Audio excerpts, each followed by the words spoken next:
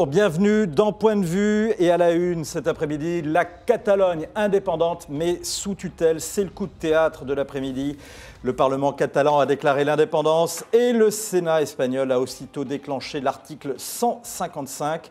On ira à Barcelone prendre les premières réactions. On s'intéressera aussi à la Guyane, département plus que français, même si le chef de l'État y est en ce moment très contesté. Contester le glyphosate, assurément 80%, même plus, des Français sont contre. Sondage Odoxa Tansu pour le Figaro. Mais est-ce qu'ils sont bien informés? Débat dans cette émission et focus juste après notamment une question. Et si la plus grande menace contre la droite ne s'appelait pas Laurent Wauquiez? On attend d'ailleurs la réponse sur ce sujet de Karl Meeus, journaliste au Figaro Magazine et grand spécialiste de la droite française. Bonjour. Dans toutes ses chapelles, dans toutes ses querelles byzantines.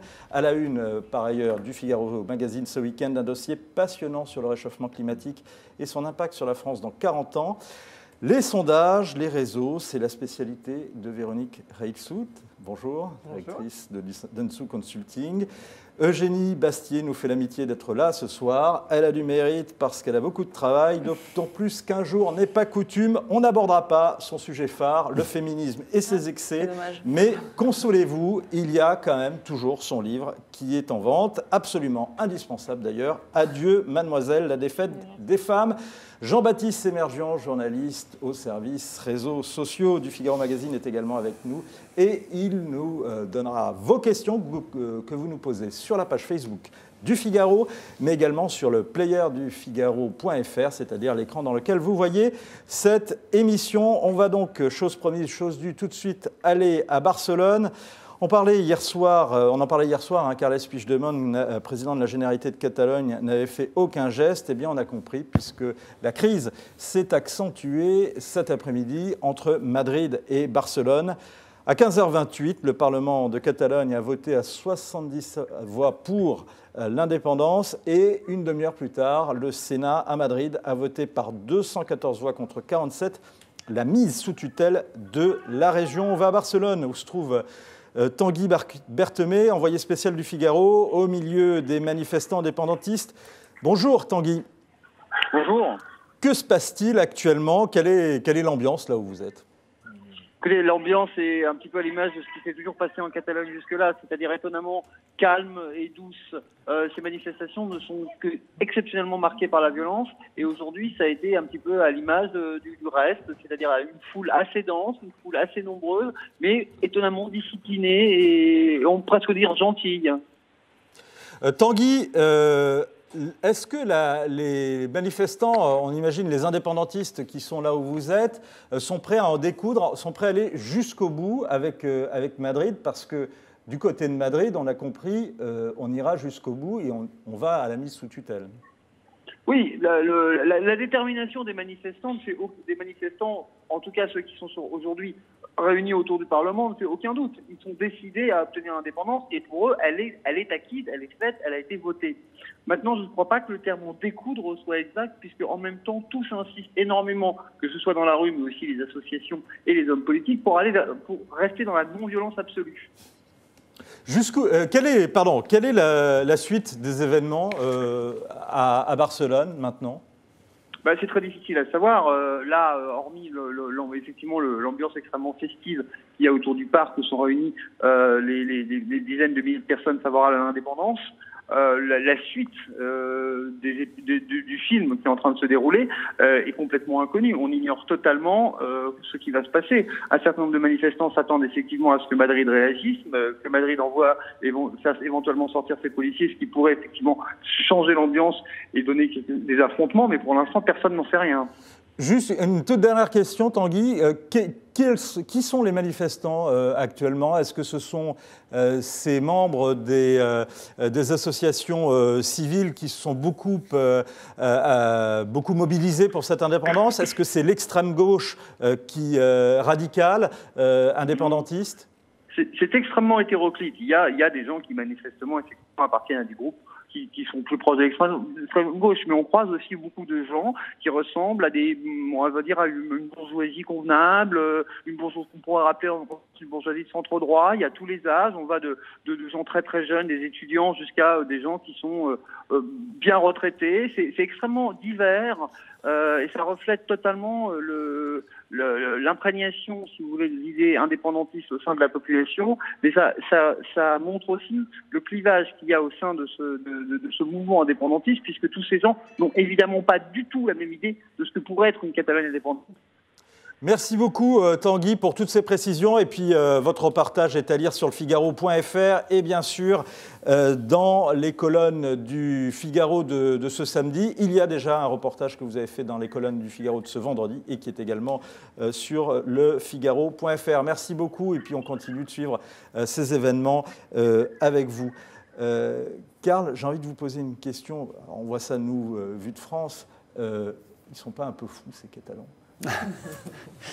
Ils sont en train de le devenir, oui, parce que on entend bien ce que nous a dit Tanguy Berthemez, c'est qu'aujourd'hui, d'ailleurs, Carles Puigdemont a insisté là-dessus en disant non, parce que l'ambiance est très calme. Mais dans le sens où ils disent voilà, c'est pacifique, on ne veut pas de violence.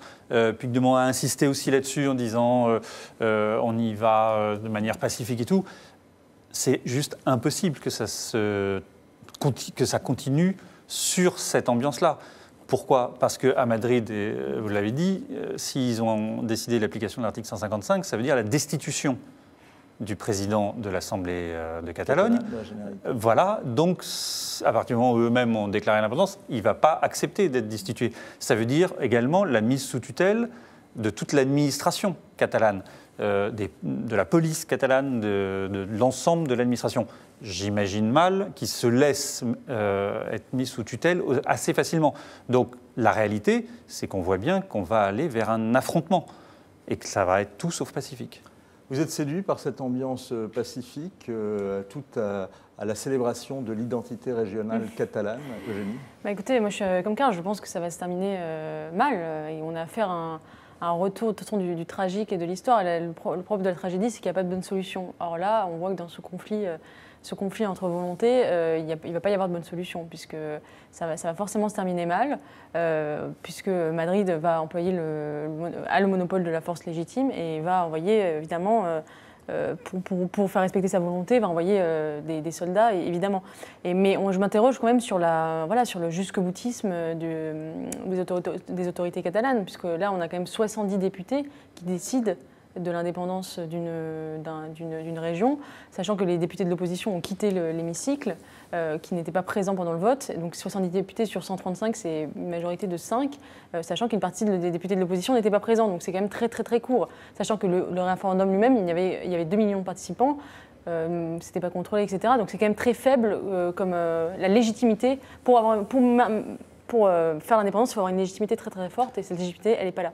Écoutez, vous avez conscience que vous parlez exactement comme Olivier Duhamel. Je ne pensais pas que vous étiez sur la même longueur de ligne, mais il s'exprimait hier. On l'écoute, et on écoute juste avant Mariano Rajoy, le président du gouvernement espagnol.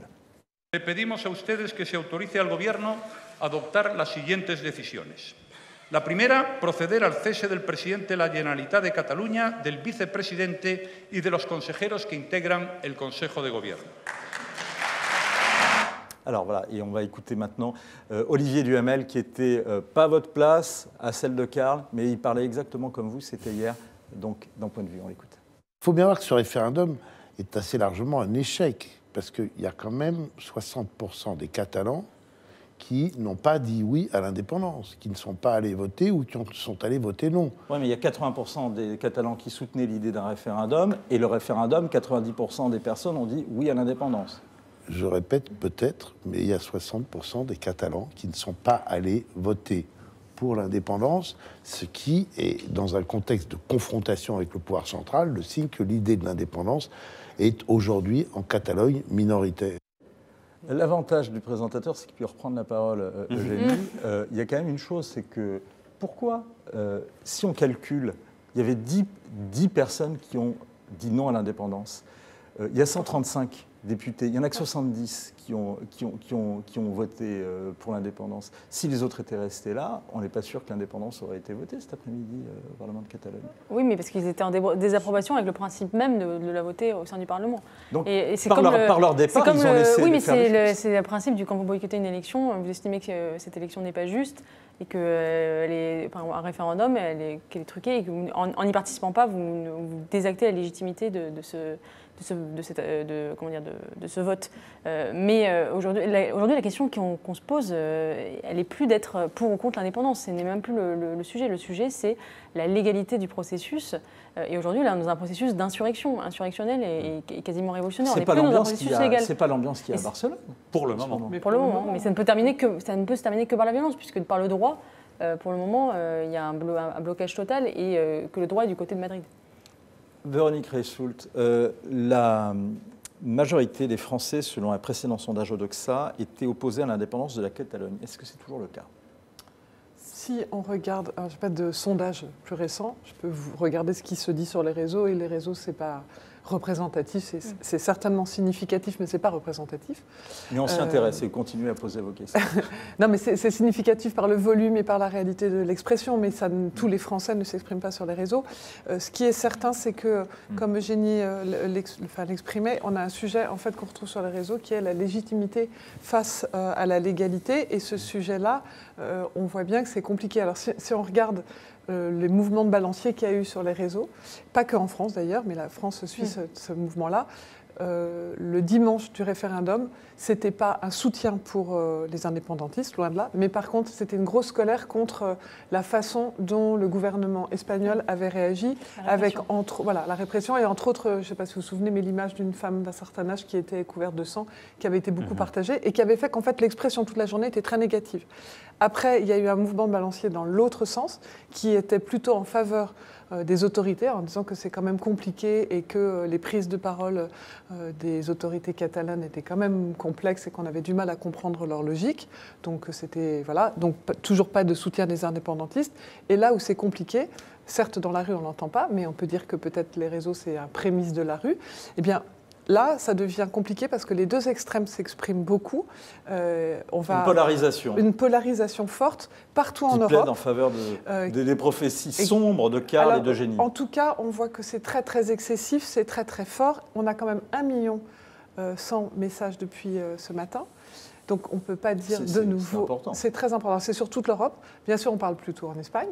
Mais il y a beaucoup de messages en Angleterre aussi, avec toujours un parallèle local, donc là c'est un sujet sur l'Écosse, mais on voit qu'il y a quelque chose qui monte et il n'y a pas de prise de parole de l'Europe, et ça on entend beaucoup sur les réseaux où on dit ok, et finalement que va faire l'Europe? Justement, vous avez la réponse d'Arlette sur Facebook, Arlette Bertin qui nous dit « L'Europe est pour l'Espagne et non pas pour une région qui se déclare indépendante ». Et effectivement, Donald Tusk dit tout à l'heure, donc juste après le vote par le Sénat du déclenchement du vote de l'article 155, l'Espagne est notre seule interlocutrice.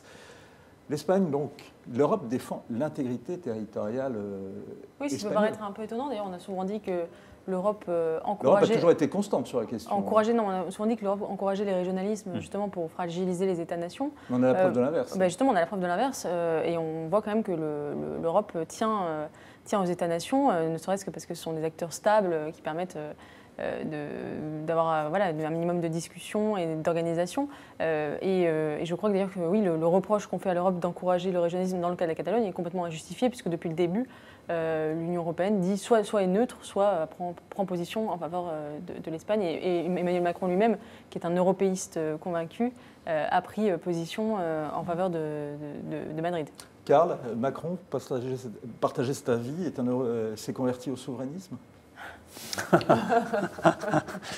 Je reconnais la provocation de la question. Vous savez ce que disait Pascal, erreur en deçà des Pyrénées, vérité au-delà. Est-ce que le flamand Karl Meeus pense la même chose? Les Flandres qui ont été espagnols. Oui, c'est exactement. Oui. Non, mais c'est intéressant de voir la réaction de tous les leaders européens face à cette crise. Pourquoi? D'abord parce qu'ils sont tous à la tête d'États qui sont concernés par, plus ou moins par ce sujet-là.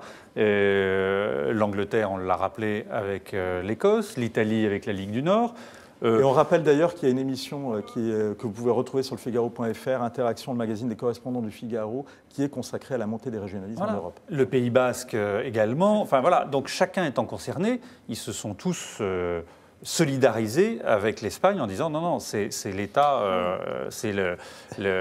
on garde un État uni.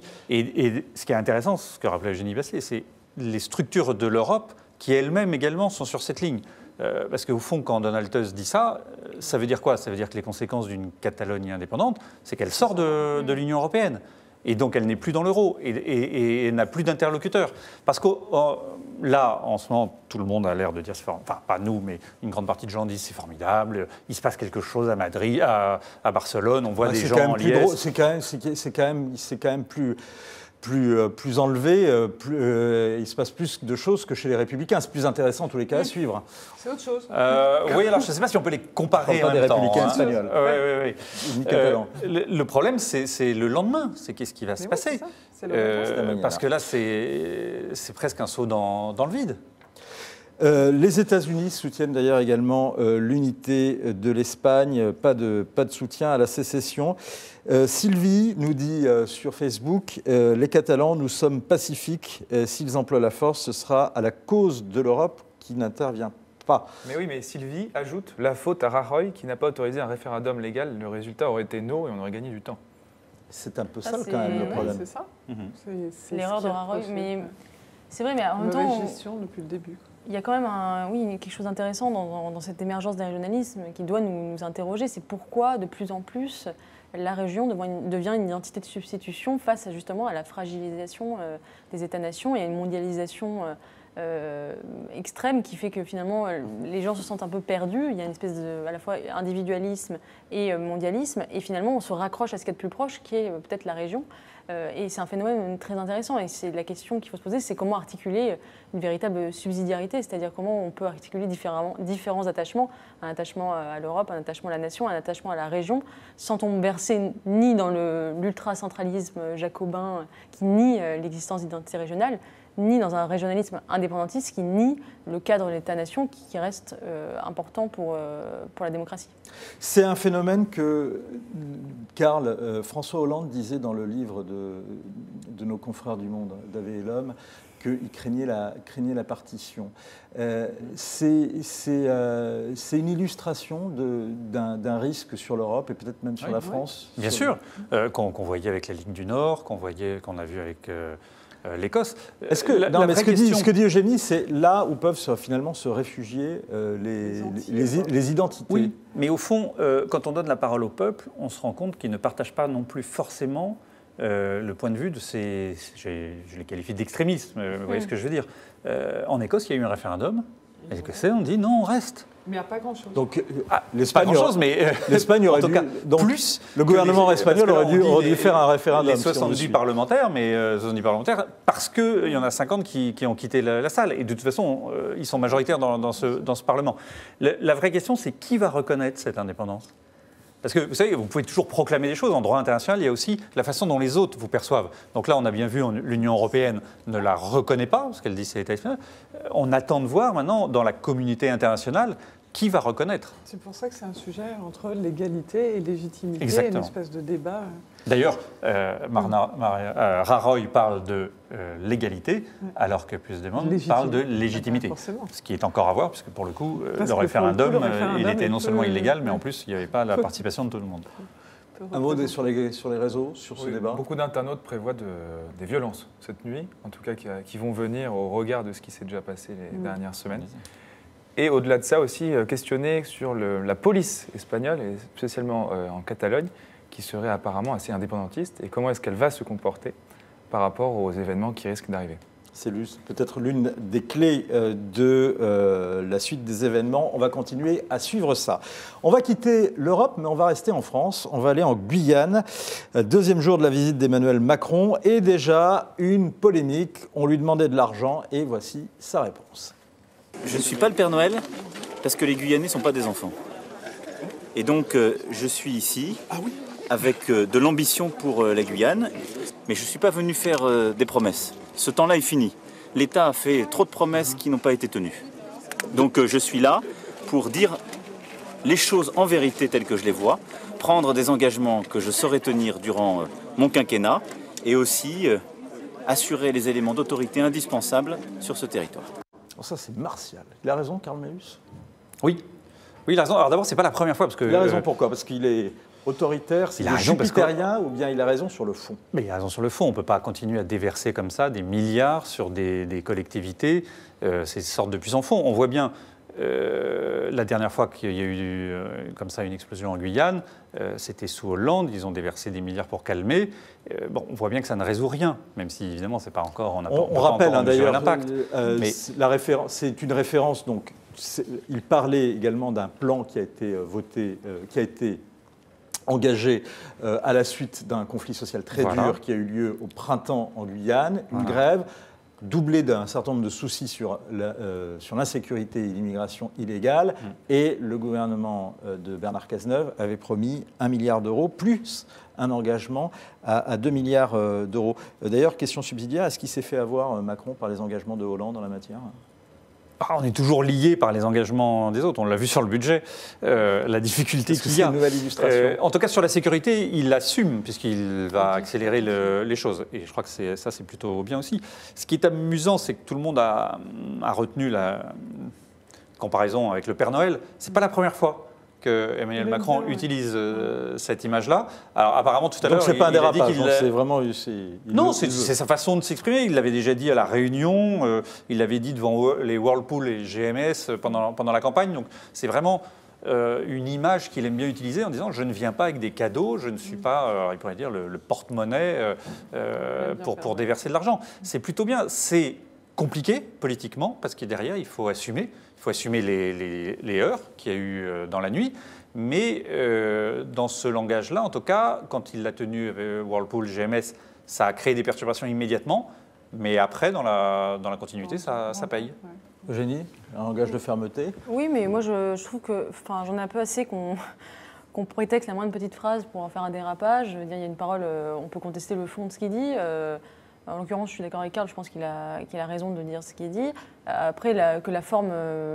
tout le monde s'estime choqué maintenant dès qu'on parle un peu franchement. Donc vous êtes ce soir d'accord sur la même longueur d'onde avec Karl, sur l'Europe, sur Macron. Il y a vraiment... Oui, alors c'est peut-être... Mais il y a vraiment une révolution politique, comme le dit souvent votre confrère Alexandre Devecchio. Non, après, on peut s'interroger sur non, en tout cas, je ne trouve pas choquant le vocabulaire. Je trouve pas que c'est un dérapage. C'est ridicule de qualifier de dérapage dès qu'on sort un peu des clous. Pour la forme. Sur le fond, je suis d'accord avec Karl quand il dit qu'il faut arrêter de faire des cadeaux et de déverser de l'argent sans contrôle et sans efficacité sur des collectivités territoriales. Mais bon, j'ai l'impression quand même que pour d'autres catégories de la population, Emmanuel Macron peut avoir l'image d'un Père Noël, c'est-à-dire notamment pour les plus riches, à qui il a offert généreusement une suppression de l'ISF.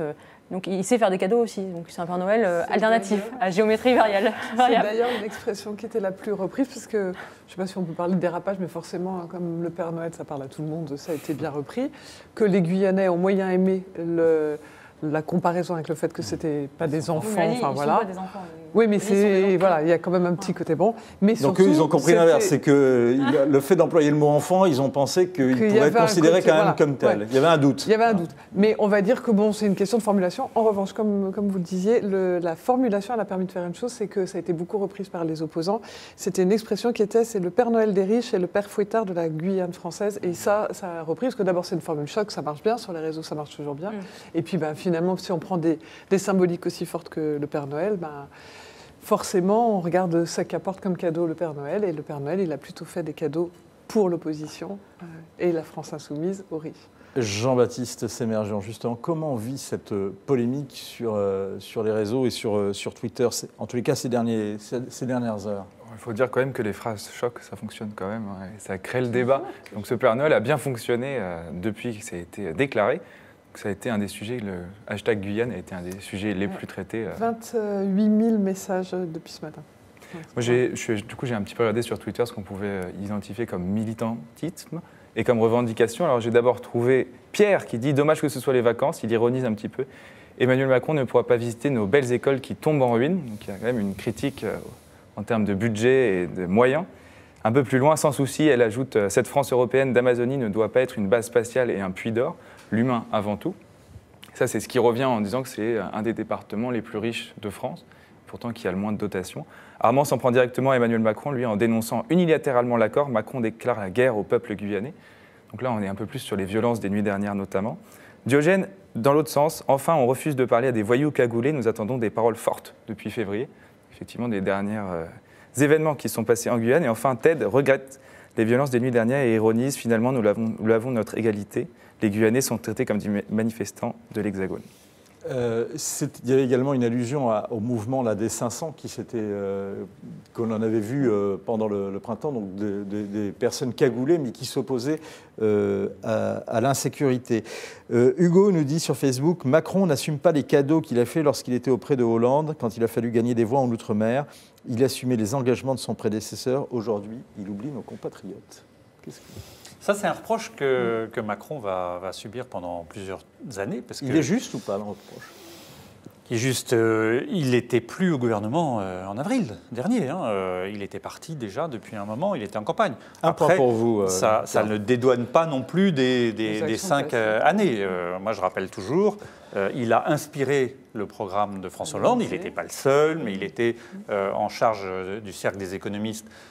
Donc quand même sur un point essentiel. Ensuite, il était secrétaire général adjoint chargé de l'économie à l'Élysée, ce qui est quand même un des rôles fondamentaux.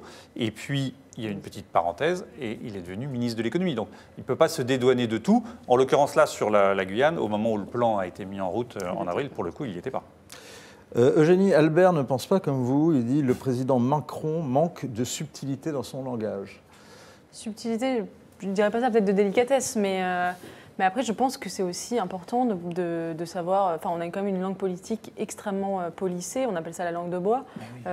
Et moi, je trouve que c'est parfois rafraîchissant d'avoir des hommes politiques qui disent les choses franchement, quitte à en effet heurter certaines sensibilités. On est vraiment dans un... ça c'est un autre sujet, mais on est vraiment dans une police du langage de plus en plus prégnante. Il faut faire attention à chaque mot qu'on utilise pour ne pas vexer telle ou telle catégorie de la population. Et on perd la vertu, corrosive du langage qui est aussi là pour heurter et pour pousser à réfléchir et pas seulement pour ménager. On rappelle donc qu'un plan d'urgence d'1 milliard d'euros après plusieurs semaines de grève et de manifestations contre l'insécurité et l'immigration illégale avait été adopté donc en avril dernier. Et ce plan-là, Emmanuel Macron a dit qu'il le mettrait à exécution. L'autre engagement qui a été pris par le gouvernement de Bernard Cazeneuve, c'était d'avoir pris acte, je cite, d'une demande de 2 milliards d'euros, 2 milliards 1 également, exactement. Et là, pour l'instant, c'est là où il y a une des polémiques. Il y a des accords. Là, enfin, de la part d'Emmanuel Macron.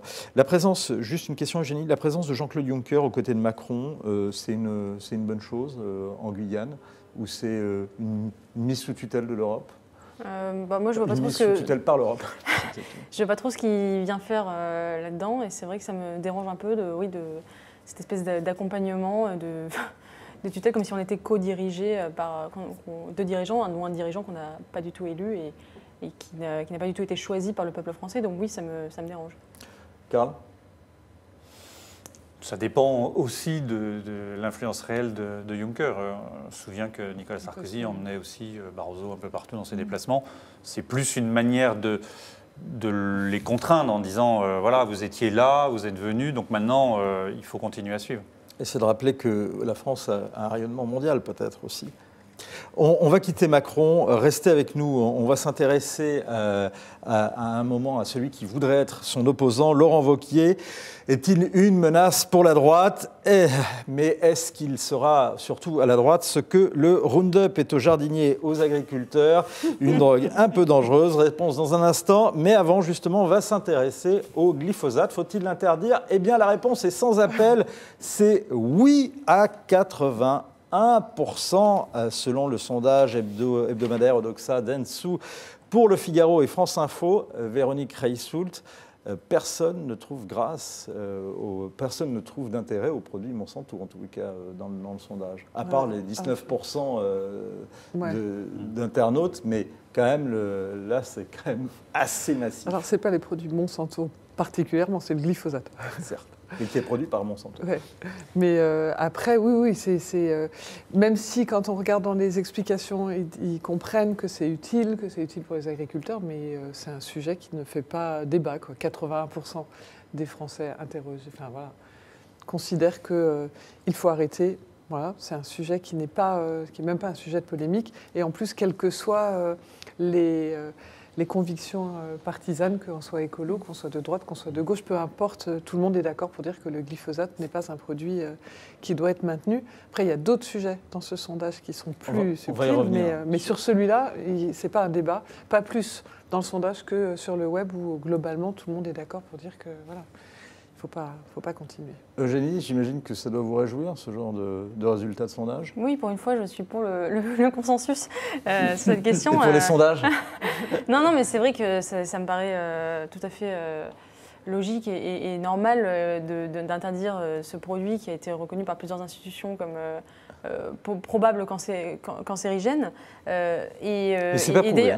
Comment ? C'est pas prouvé. Le caractère cancérigène n'est pas prouvé, mais il y a quand même de nombreuses études qui montrent une corrélation. Et je signale juste qu'on a inscrit le principe de précaution dans notre Constitution qui estime que la charge de la preuve est à incomber à celui qui veut prouver que le produit n'est pas dangereux. Donc la charge de preuve revient à Monsanto de prouver que c'est pas dangereux et non pas aux autorités sanitaires à prouver qu'il est dangereux. Première chose, et là on a vraiment en effet un combat entre la démocratie et l'opinion majoritaire et les lobbies qui sont quand même très très actifs, notamment au sein de l'Union européenne. On a vu d'ailleurs on a révélé des médias ont révélé que l'Union européenne, dans un de ses rapports, avait copié-collé un rapport de Monsanto de 2012, dans un rapport datant de 2015. Des centaines de pages avaient été carrément copié-collées pour justifier l'utilisation du glyphosate. Et je pense que voilà, c'est très problématique et qu'il faut faire très attention. On a vraiment des lobbies très très actifs. C'est quand même des milliards et des milliards d'euros de produits chimiques qui sont vendus chaque année. Et donc il y a des intérêts financiers immenses. Donc on ne peut pas faire comme s'il y avait deux opinions qui s'affrontaient de manière avec des armes égales. Il y a vraiment des enjeux financiers très forts d'un côté. Alors je vais vous donner la parole, mais je voudrais quand même qu'on donne la parole à notre confrère Eric Delachesnais qui suit les questions agricoles au Figaro et qui ne partage pas votre avis, Eugénie, qui a réagi à ces 81%, ce sondage, et il répond à un focus d'Ariane Lecoeur. En voici un extrait.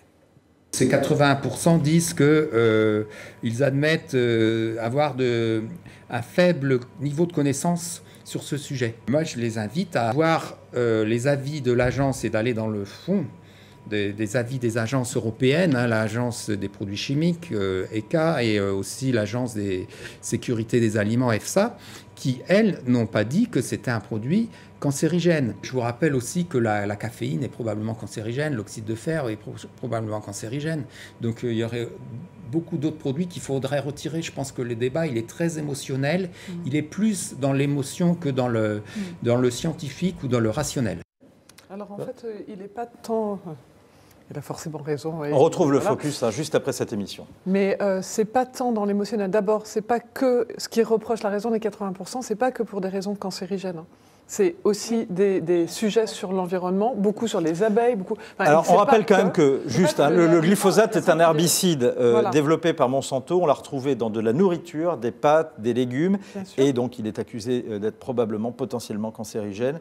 Le problème, c'est qu'il est très utilisé par les agriculteurs. Ils y tiennent et sa suppression pourrait coûter 2 milliards d'euros à la filière agricole française. Mais en fait, le sujet, là, dans le sondage, j'étais demandé aux gens ce qu'ils en pensaient. Mais après, il y avait un sujet qui est, d'abord, ils ne sont pas... les 81%, ce n'est pas lié simplement au fait que c'est cancérigène, parce qu'effectivement, ce n'est pas prouvé, il y a un sujet de suspicion, mais ce n'est pas que ça. Et après, on voit bien, alors là, pour le coup, c'est sur les forums plutôt qu'on arrive à le voir que dans le sondage, ils sont conscients que c'est compliqué de le retirer, ils sont conscients que pour les agriculteurs, c'est compliqué, ils n'ont pas envie de montrer du doigt les agriculteurs, donc le sujet, il est plus d'accompagner ce départ, mais ce n'est pas un sujet il y a un produit horrible qui est en train de tuer tout le monde, c'est un sujet de prendre en conscience de... Donc, et après, ils sont beaucoup plus renseignés qu'ils ne le croient parce que les gens vont sur les blogs, sur les forums. Il y a des blogs qui sont très très bien renseignés, qui donnent des informations assez claires et qui mettent en avant les contradictions sur le sujet.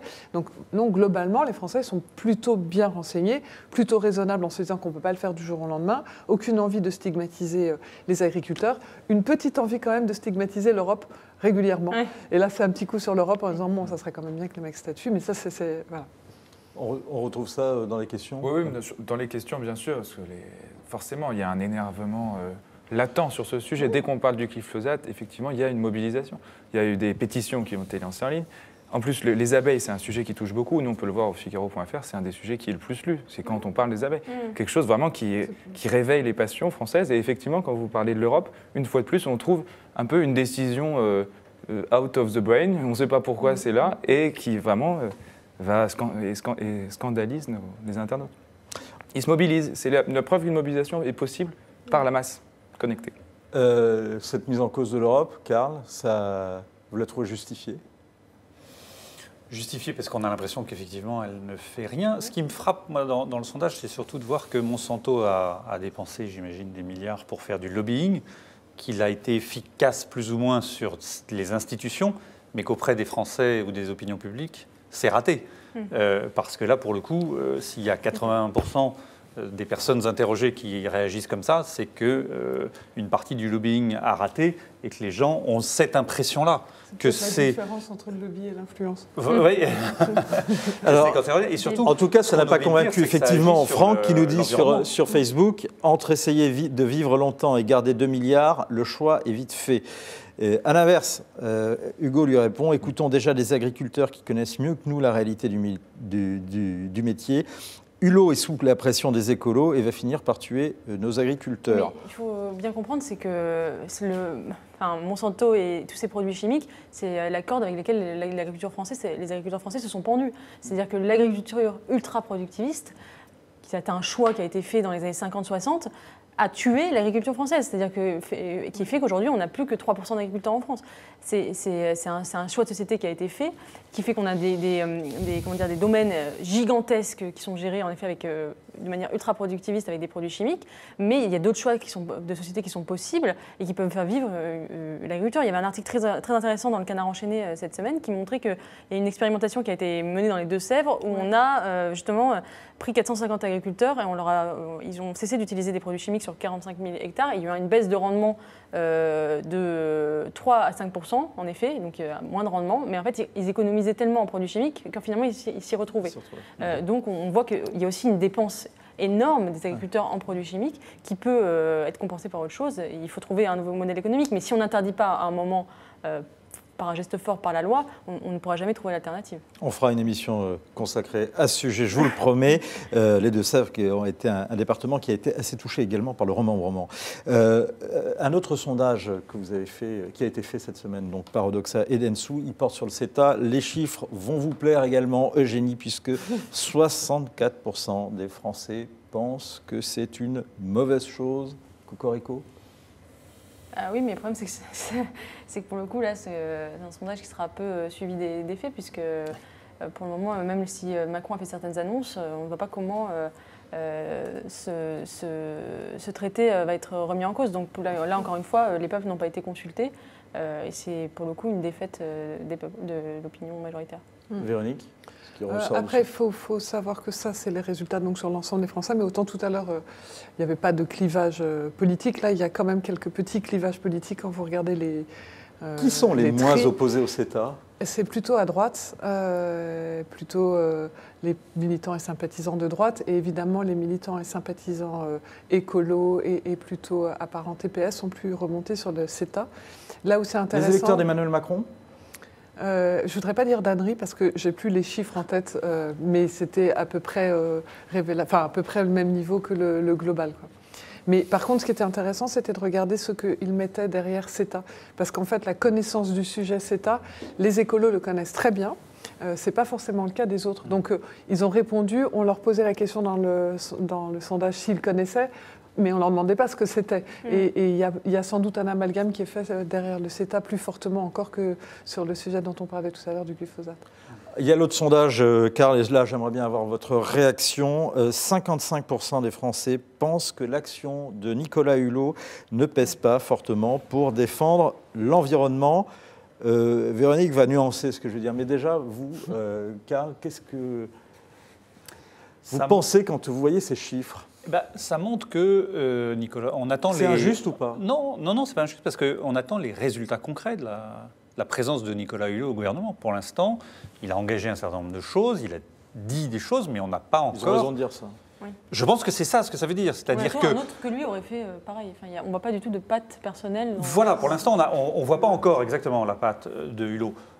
On le verra peut-être au moment en décembre. Notre-Dame-des-Landes. Voilà, exactement, quand il y aura la décision sur Notre-Dame-des-Landes et la conséquence que lui en tirera. Alors justement, le sondage d'ailleurs revient sur cette question. Sur Notre-Dame-des-Landes, parce que c'était les 3 sujets qui ressortaient. Et Notre-Dame-des-Landes, c'est un Français sur 2, que Nicolas Hulot devrait démissionner si la décision de construction de Notre-Dame-des-Landes était finalement prise en décembre. Ça tombe bien parce que c'est exactement ce qu'il a dit. Oui. Donc ils sont d'accord en disant oui, il l'a dit, il faudra le faire. Oui. Après, globalement, je suis assez d'accord avec vous, le sondage, et puis on voit bien quand les gens s'expriment, c'est plus qu'il y a une espèce de perte de confiance et une baisse un peu de popularité de Nicolas Hulot, mais pas tant parce qu'il n'a rien fait, parce que globalement, à ce stade-là, voilà, c'est plus que cette patte personnelle que chacun attendait, comme c'était dans les ministres les plus connus, les plus attendus, les plus populaires. Lui et Madame Flessel étaient les 2 qui avaient quand même soulevé plus d'enthousiasme que de questions. En fait, les gens se disent, bon, ok, en fait, qu'est-ce qu'il a fait de si spécial pour le moment ? En quoi il a apporté quelque chose de différent ? Donc c'est ça. Mais on n'est pas encore du tout dans un rejet. Voilà, c'est un début de perte de confiance. Hein, il serait temps. Voilà. Surtout que les éléments dont on a parlé sur Nicolas Hulot il y a 15 jours, 3 semaines, c'était des hésitations sur des états d'âme, est-ce qu'il est bien, est-ce qu'il ne va pas démissionner ou pas, alors qu'il n'y avait pas encore d'éléments concrets sur il a été mis en minorité ou il n'est pas majoritaire sur des éléments où il n'a pas pesé. Donc les gens n'ont peut-être pas compris ce qu'il a voulu dire. Je pense que le sujet glyphosate, j'y reviens, mais comme il y a un sujet à la Commission européenne là, il va être attendu là, parce que ça va être un premier point un peu concret d'une action qu'il pourrait mener. Sa propre fondation est très impliquée sur ces sujets et prend la parole régulièrement pour fustiger le gouvernement. Alors justement, ça fait partie des sujets qu'on va continuer à suivre. Et vous restez avec nous, on revient après cette émission justement sur le glyphosate. Vous ne serez peut-être pas convaincus, mais vous deviendrez incollable grâce aux questions lumineuses d'Ariane Lecoeur et aux réponses éclairantes d'Éric Delachesnay. En attendant, place à l'actualité qui se déroule actuellement entre Barcelone et Madrid et dans le monde, puisqu'il y a des réactions un petit peu partout. Berlin dit qu'elle ne reconnaîtra pas l'indépendance de la Catalogne. Mariano Rajoy a tout mon soutien, c'est ce que vient de déclarer Emmanuel Macron. En attendant, Laurent Wauquiez est-il une menace pour la droite ? Ce n'est pas Marine Le Pen qui parle, c'est le très jupéiste Maël De Caland, candidat à la présidence de LR. Voici sa thèse, elle mérite d'être écoutée. On se fait peut-être élire à l'occasion d'une élection interne, on le verra en décembre prochain, mais on se rend inéligible aux élections nationales. Moi, je crains que Laurent Wauquiez ne soit le Benoît Hamon de la droite, c'est-à-dire très populaire auprès des adhérents, qui incarne une droite qui se referme, qui se rétrécit autour d'un cœur d'adhérents, d'un cœur de doctrine, d'un cœur d'électeurs de plus en plus restreint. À la fin, on fait 7% dans les urnes et on a 50 députés. Ça n'est pas ce que je souhaite pour la droite. Eugénie, vous avez forcément un avis sur cette déclaration. Écoutez, moi je crois que le problème principal de Laurent Wauquiez, c'est Laurent Wauquiez, il a un problème de personnalité qui fait qu'il est extrêmement rejeté à l'intérieur de son propre camp, parce qu'il n'a pas su créer des affinités, et il n'a pas su créer un clan, des gens qui le soutiennent, et c'est vrai qu'il est... ce qui est frappant dans ces dernières semaines, c'est à quel point il crée énormément d'animosité à l'intérieur même de sa famille politique. Je pense que c'est plus là le problème qu'un problème de ligne et de fond, qui est là, à mon avis, il y a quand même une unanimité chez les Républicains sur la nécessité de revenir aux fondamentaux, notamment sur la question des sécurités, de l'immigration, et puis aussi d'aller au peuple, puisque c'est vraiment l'enjeu. Et d'ailleurs, le créneau électoral qui s'offre à la droite, c'est d'aller au peuple, d'aller vers les classes populaires et d'aller rechercher les gens qui avaient voté Front National. Donc j'aurais tendance à dire que voilà, le problème est tient plus à la personnalité de Laurent Wauquiez qu'à un véritable clivage de fond au sein de la droite. L'Union européenne n'a pas besoin d'autres fissures, c'est ce que vient de déclarer Jean-Claude Juncker à propos de la Catalogne. Je vous prendrai votre réaction, Véronique, sur justement cette histoire de savoir si c'est la personnalité ou la ligne de Laurent Wauquiez. Je voulais demander à Karl avant, est-ce que vous croyez sérieusement que ce genre de discours de la part de Maël Le Calan, ça passe à droite? Ah non, pas du tout. Alors, sur le fond, il pose une vraie question. Le problème, c'est que sur la forme, on évoquait ce que disait Emmanuel Macron en disant le Père Noël. Voilà, dire c'est le hamon de droite, voilà, c'est très bien, ça va faire le buzz, mais ça ne fait pas avancer les choses. Donc c'est un peu dommage. C'est pas une vraie question de fond quand même. Non, parce que voilà, ce que je vous dis, c'est que derrière, il pose une vraie question de fond. Est-ce que la ligne qui va être adoptée là en décembre par Laurent Wauquiez, c'est une ligne qui entraîne la droite à redevenir majoritaire? C'est une vraie question, on n'en sait rien. Pour le coup, il va falloir attendre les élections. Ce qui est sûr en revanche, c'est que pour l'instant, Laurent Wauquiez est dans une campagne, il s'adresse à des militants et donc il fait un certain discours, on l'a entendu, à Mandelieu. Mais la vraie question, c'est de savoir, une fois qu'il sera élu, parce qu'il y a quand même assez peu de doutes, qu'est-ce qu'il va faire? Quel est le programme, quel est le projet qu'il va adopter ou qu'il va travailler? Et c'est là où c'est intéressant, parce que quand on l'interroge là-dessus, il dit des choses. Il dit, oui, notamment, par exemple, sur l'écologie. Il faut retravailler l'écologie et créer une sorte d'écologie de droite qui ne serait pas une écologie punitive comme les écolos disant il faut une taxe, il faut ça. Non, réfléchir à comment le progrès peut interagir sur l'écologie. Ça, c'est intéressant. Pareil sur les classes populaires. Effectivement, comment faire revenir les classes populaires? Voilà, ça, c'est un vrai travail et c'est là-dessus, je pense, qu'il faudra juger Laurent Wauquiez plus que sur c'est le hamon de droite. Sa personnalité crée des doutes. C'est une idée qu'on retrouve? C'est une idée qu'on retrouve, mais déjà, je trouve que c'est important de rappeler que la popularité, c'est pas la même chose que la notoriété. Et dans le cas de M. Wauquiez, on a un sujet de notoriété face aux autres leaders. On rappelle que vous êtes une spécialiste des réseaux sociaux et de l'influence. Non, mais c'est pas la même chose. Donc aujourd'hui, on a aussi une réalité pour les militants. Il y a un candidat, les autres, ils les connaissent pas bien, donc on parle forcément de lui. Et donc après, on dit, ah bah oui, comment on parle il a de la notoriété, il n'est pas populaire, c'est ça que vous êtes en train de dire. Il n'est pas forcément populaire. Après, il faut se dire que c'est, comme vous le disiez, une élection de militants. Quand on regarde ce que disent les militants, parce que là, c'est l'un des intérêts du web, c'est qu'on va aller regarder donc, ce que disent des populations bien spécifiques, voire même ceux qui sont non seulement militants et qui disent dans leur bio « j'ai payé ma cotisation ». Et globalement, ils sont assez perdus.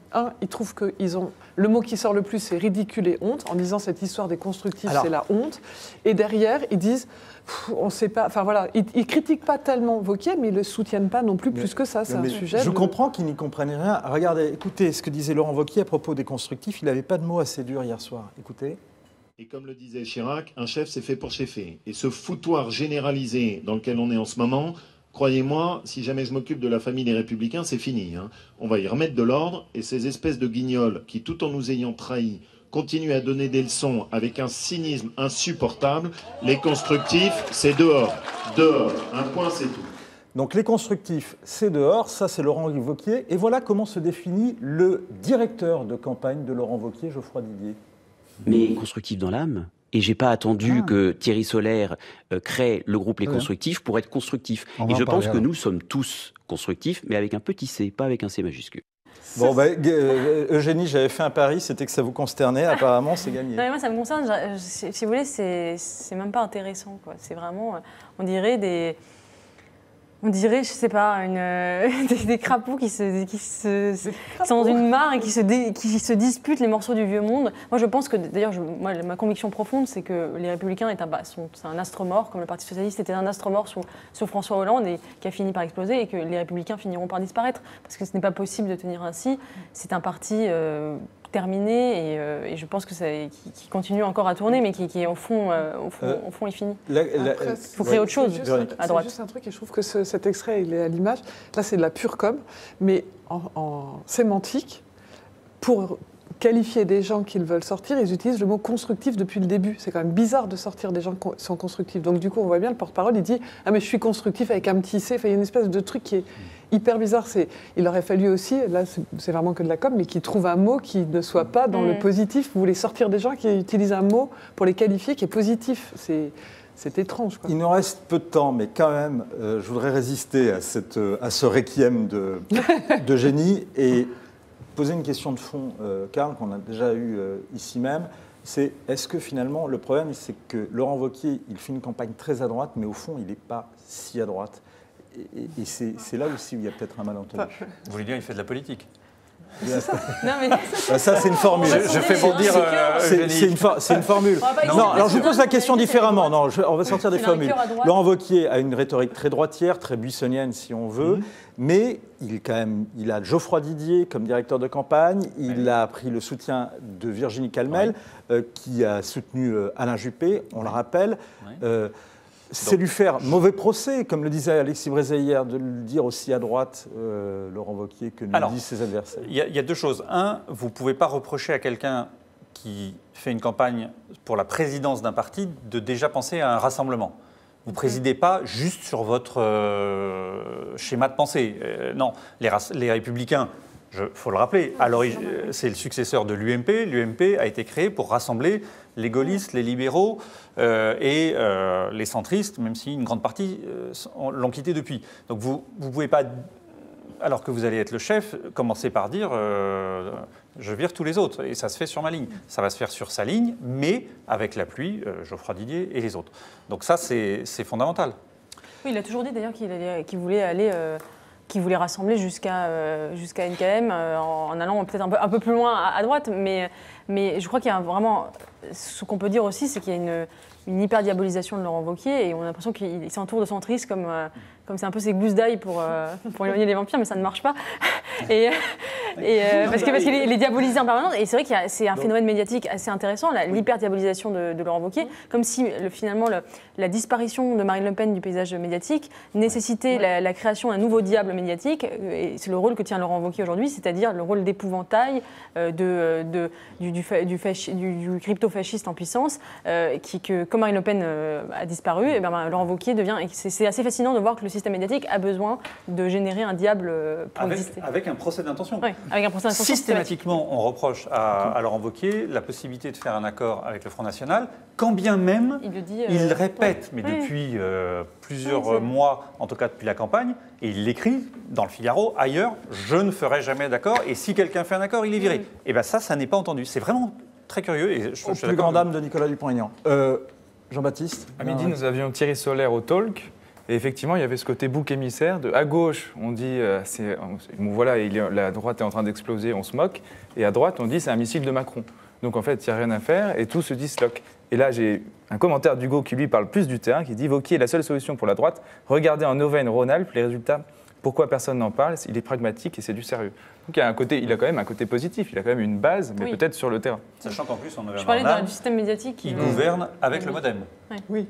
Pour quelqu'un qui est, disant, crypto d'extrême droite. Ça alors donc du coup, Wauquiez aura été centriste avec Karl Meus et Eugénie Bastier aura fait finalement en creux une éloge d'Halloween parce qu'elle a fait un requiem pour les Républicains. Elle a parlé de vampires et également de vampires pour Laurent Wauquiez et de diable pour Marine Le Pen. J'aurais pas pensé, mais on est là pour apprendre des choses et avoir des points de vue. Merci beaucoup, merci de nous avoir suivis. Vous avez rendez-vous tout de suite avec Ariane Lecoeur et Éric Delachesnais pour en savoir plus. Et vous allez en savoir plus sur le glyphosate. Nous, on se retrouve lundi. Bon week-end sur Figaro Live.